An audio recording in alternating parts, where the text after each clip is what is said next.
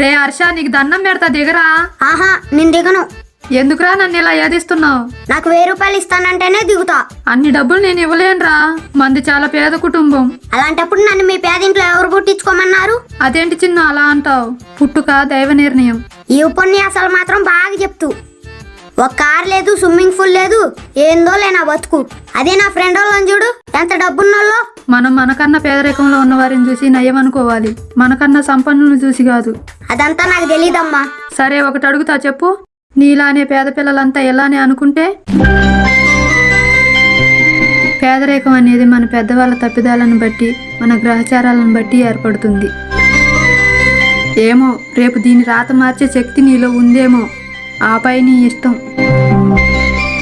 ఆగమ్మా.